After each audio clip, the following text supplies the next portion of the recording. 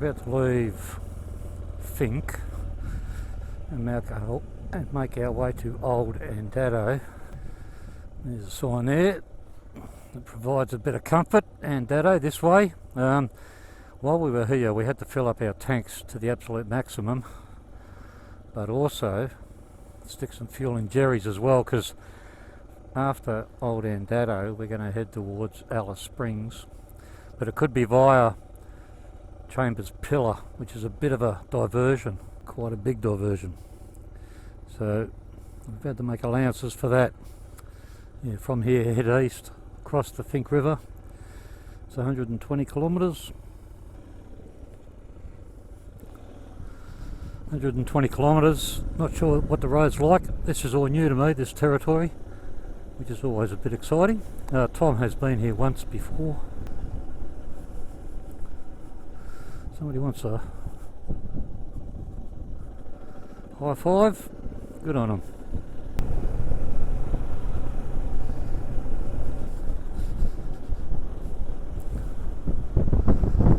Alice Springs via New Crown. I don't know what that is. The fact that it says via Alice Springs is provides a bit of comfort, because I don't know what the conditions are like after we leave Old Andado, but it must be okay. Anyway, we'll know more today and tomorrow.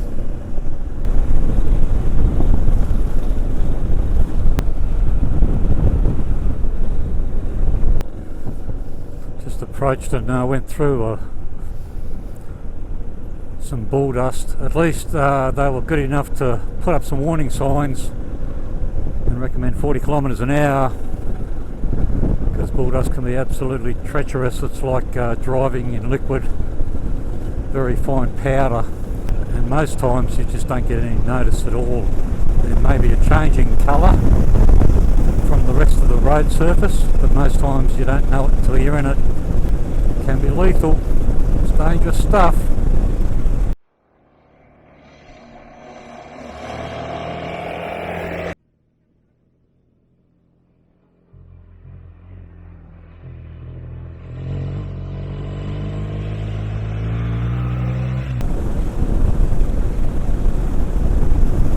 That's the turn off to Mount Dare, which will go to Dalhousie Springs and then on to the Simpson Desert.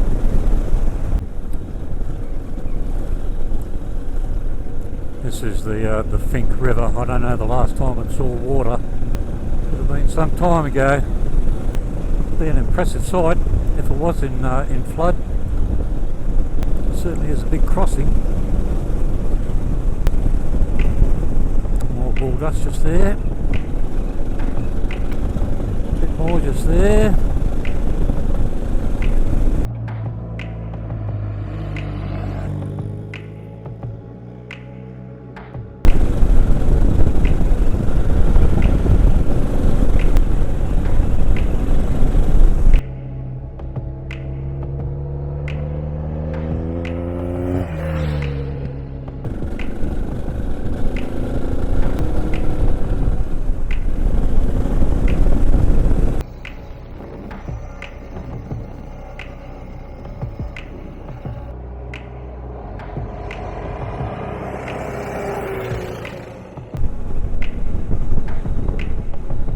Approaching a gate.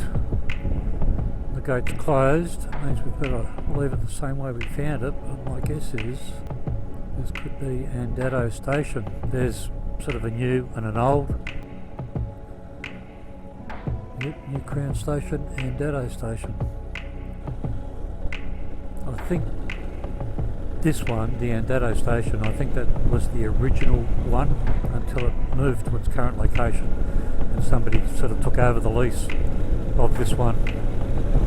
And it looks like we're about to leave this particular station. That was short. Usually these stations are bloody huge, but it feels like we've only been in this one for about 10 or 15 minutes. I don't know the name of the station we're entering. Maybe it's just a division between paddocks.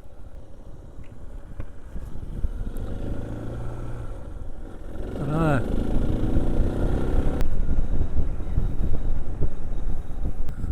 Looks like it's my turn to open and shut the gate. The homestead Andado is just through there. That's the existing station, not the old Andado.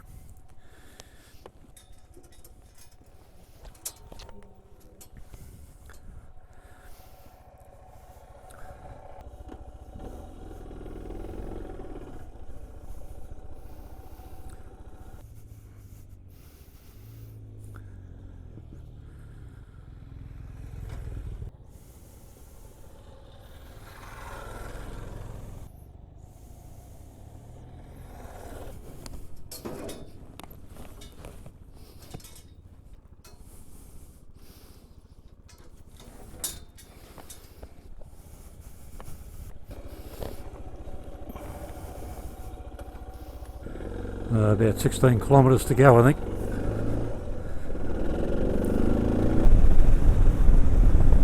Now this junction here, if you turn right, that will take you to the Mount Dare Hotel. Yeah, see that where it says Bins Track? Old Andado 16, Bins Track. Bins Track. A little bit of history of, yeah, see? Mount Dare Hotel, 85 kilometres. Apparently that track is horrible. One to be avoided for blokes like us. Anyway, yeah, Bin's Track. Old mate Bin was a ranger in the Northern Territory ranger people, bloody wildlife, national parks, whatever. And he created this circuit, this track, to show off what he thought was some hidden gems throughout the Northern Territory. So he created this circuit to promote tourism in some of the backwaters of the NT.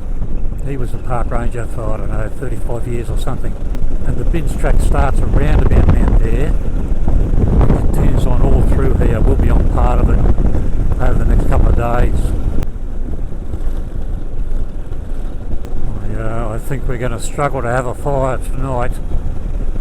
Certainly the campsite will be void of firewood. It doesn't look like to be a lot around here. We'll probably have to go and do a run of sorts to get some firewood. You know, most of us rely on the fire for our cooking and a cup of coffee in the morning. Looks like Dune country to our immediate front. In fact, it looks like we actually cross it. That could be the western edge of the Simpson Desert for all I know. The Simpson Desert has, I don't know, 1100 sand dunes. That'll be interesting tomorrow. I think we parallel them, we don't cross them. Well, other than this one maybe, and a couple of others.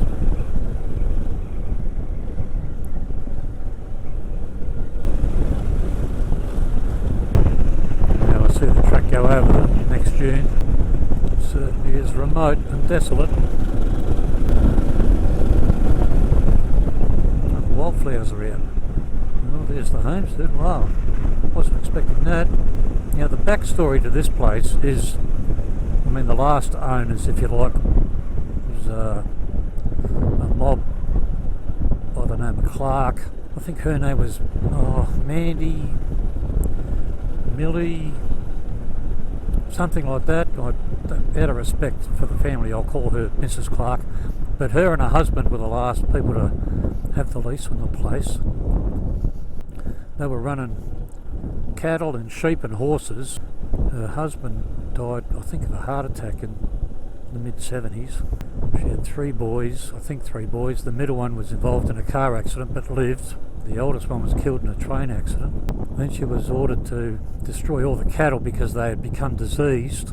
And somebody asked her, you know, how do you put up after all that tragedy and mishap? And she just pretty much said words to the effect of, well, they're the cards you've been dealt, you just got to get on with it.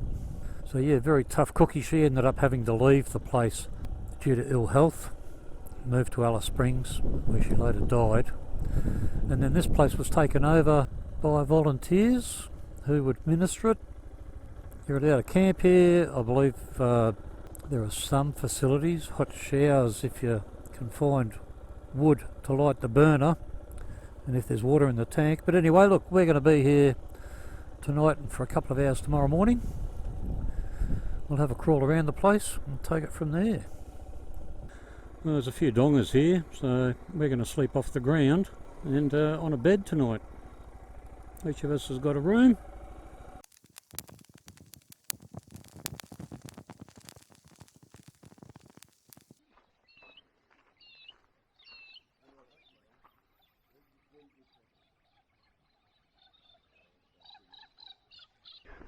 I just want to apologise to the family. I wasn't sure of Molly's name. I found out her real name last night, Molly Clark. So yeah, I just want to apologise to the family if I caused any distress.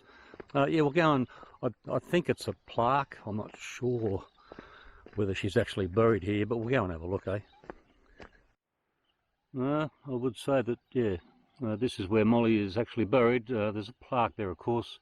Always remembered, Molly Clark, and the dates, 1923 to 2012, aged 89, wife of Mac, I think his name was Malcom, mother of 3 boys, at home in the country you loved. When the times get tough, the tough get going, just get on with it. And yeah, the sun obviously is rising in the east there, and yeah, the rising sun, her grave, and through there is the homestead. So I'm sure some thought has actually gone into where she was finally laid to rest. Yeah, the tough cookie. And over here are a couple of other plaques.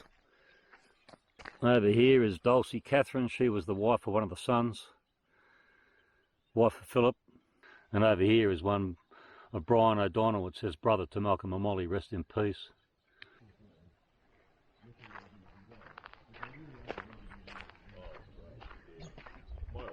Yeah, remember when I said that Molly had set the homestead up, or the property up for tourism?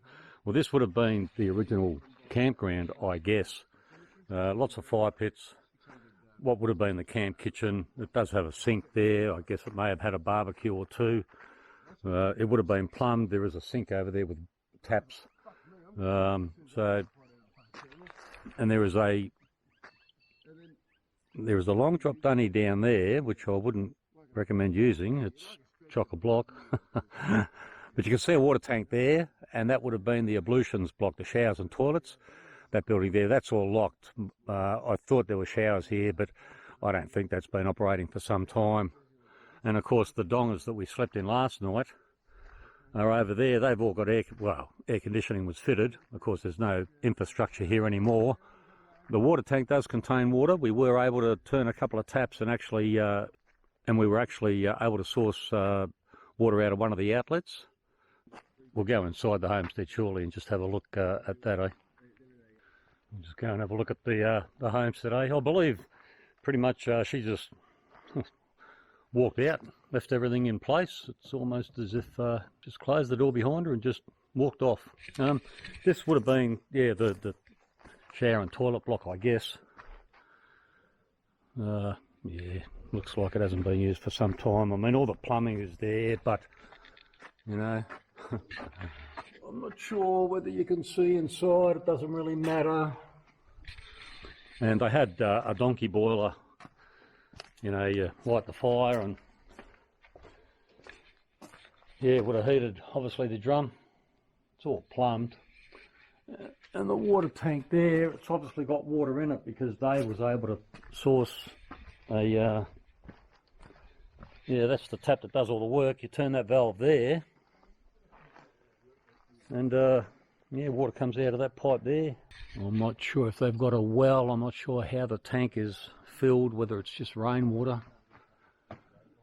I can't see any downpipes going into it, so yeah, it could be a well of sorts, I don't know. But anyway, here's the homestead itself, clothesline out the front.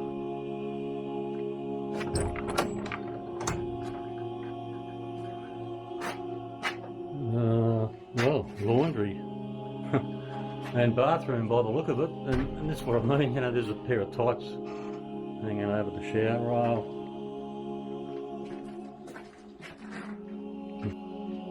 And this must be all her stuff, I guess.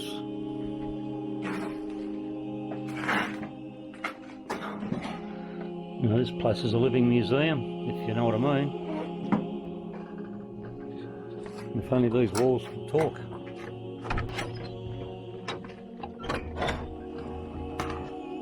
Wow. Kitchen and dining. It says do not open. I wonder why. Maybe there's a body in there. 3 fridges. I guess she needed that because resupply would be a long time between drinks. Come in, Tom.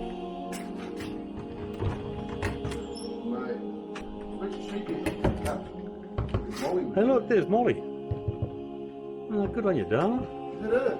Yeah, it is, yeah. There's a picture of her on her grave, on her headstone as well. Look at that. Gosh.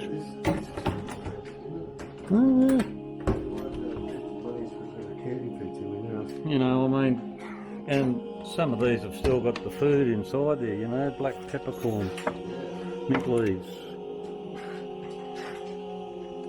Just ginger, salt, pepper, sugar. Wow. Oh, look at how many kettles. There's no shortage. Oh, look at, I wonder what the date stamp is on some of these newspapers. Can you, what's that say, Tom? I'm not wearing my glasses. Tuesday 12th, 2005. 2005, 20 years ago. Oh, tin roof. This is such a snapshot, isn't it? Gosh. The first one, second gen, third generation, fourth generation. Hey guys, it doesn't end well. They said it wouldn't last, and they were right. Oh, here we go. Oh, here's the lounge room. Well, this is nice. Very nice. Basically, that's for guests. Oh, look, that must be the 3 boys. That must be the one who was involved in the car accident but lived, and that must be the boy who was killed in the train accident. 12 o'clock somewhere, buddy. Oh, here we go. Here's the bedroom. Gosh. I never saw that coming. It's kind of eerie, really. And this is an outbuilding, Tom. This is an extension. Oh, so this...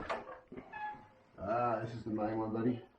Oh, okay, so well, that could have been the boys' bedroom. This is quite large. Gosh. Oh, here's the boys again. Yeah. Oh, they're good looking kids. Wow. Mate, it's unbelievable. And I think she was an artist. Did she a painter? Because it was 1970, R.M. McCain. Well, that'd be this place, yeah?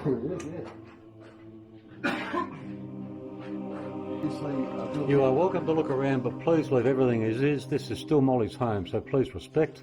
Please write in the guest book. Donations to help preserve Old Andado are greatly accepted. The donation tin is on the table. Thank you. There's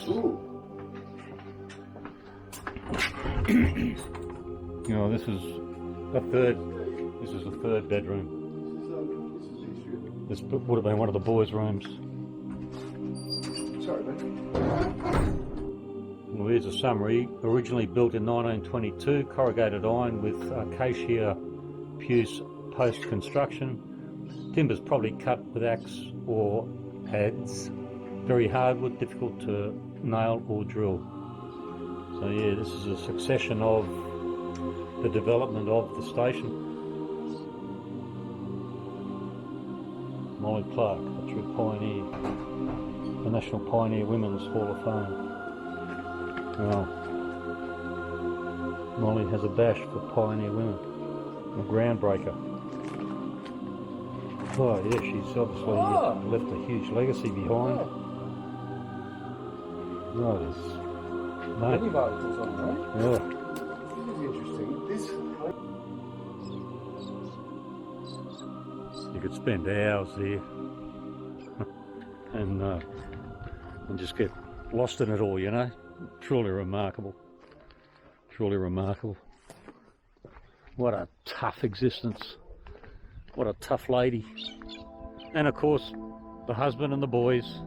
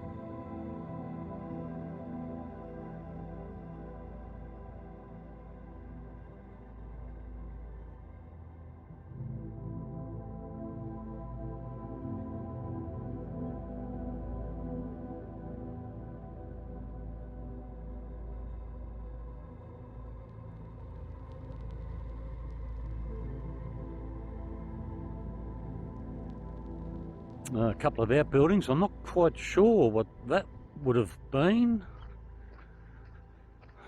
Once again, just walked off the land, you know, left everything behind. Oh, this could be a generator shed, perhaps. Fuel supply for the property as well as... Yeah, here we go. Here's the generator. I gave my torch to Dave so he could have a look inside there. I don't know how much you can see without torchlight, but yeah, in fact, there's a couple of stationary engines, so that would have been power supply.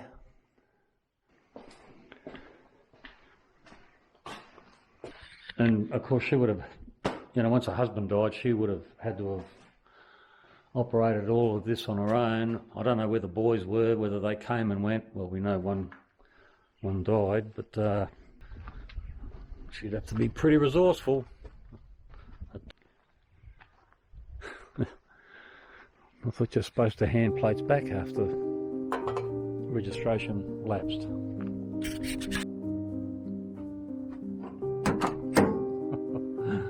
Look at that.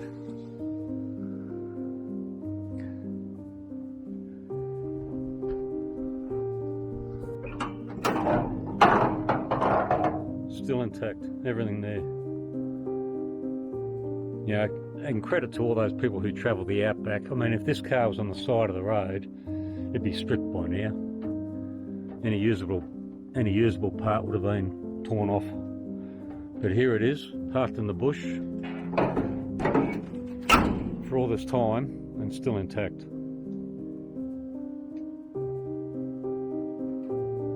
A couple of old bricks at the back here.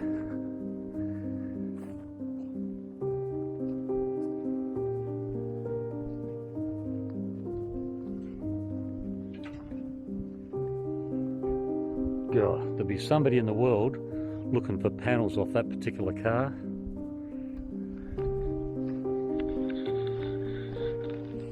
I'm trying to find out what it is. Obviously American.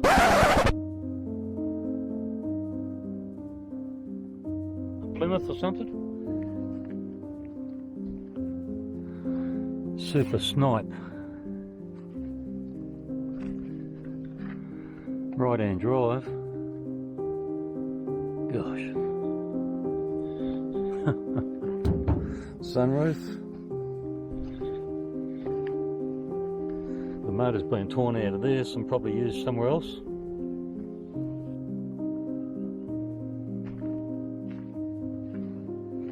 Garage, storeroom.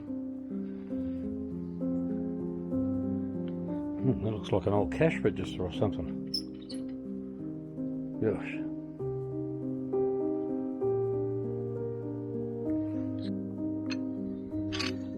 Vice still works. Another outbuilding with a thatched roof. Must have something to do with the stock, I guess. Harnesses and other bits of leathery there. I don't know, bloody bridles or whatever.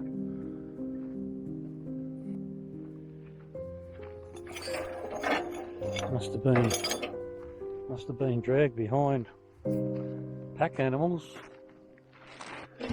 Used, I don't know, as a scraper, grader. Obviously a water source. Looking at the tree, obviously it's tap roots of sourced water. It looks like a collapsed well. And this would have been the accommodation for tourists when she opened it up to that. I mean, the rooms are only basic, as you would expect, but last night I had a great night's sleep. And I guess this is the layout for most of the rooms. Air conditioner, a mirror, wardrobe. So yeah, very comfortable night's sleep last night. Hanging space. A couple of blankets in the cupboard, wasn't expecting that. And once again, it just shows the honesty of other travellers. You know, this stuff would have been here for years, and people use it, use what they need, and then just leave it the way they found it. What a great place, so much history, truly remarkable, and yeah, still left intact for visitors like us and others to come and appreciate just the hardship and misery that some of these people would have gone through just to try and make a living. Yeah, truly remarkable. Anyway, from here we'll start suiting up and start heading north, I guess, paralleling the sand dunes and head towards Alice Springs. We're not going directly to Alice. We're going to do a bit of a diversion to Chambers Pillar, if we can, depending on the road.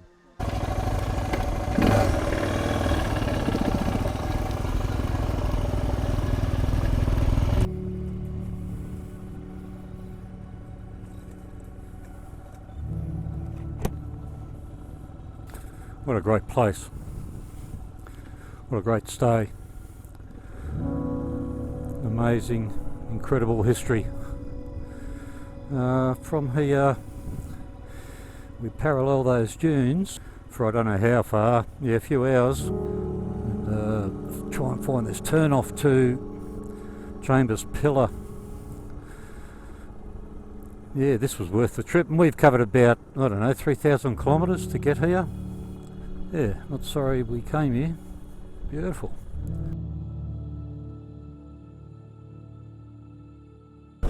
It's a bit of a moonscape out here.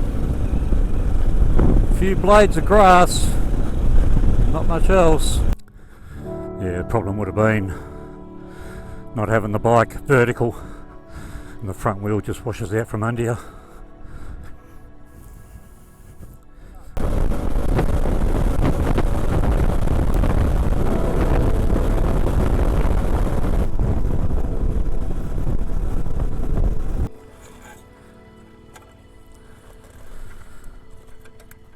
Trip there, Tom.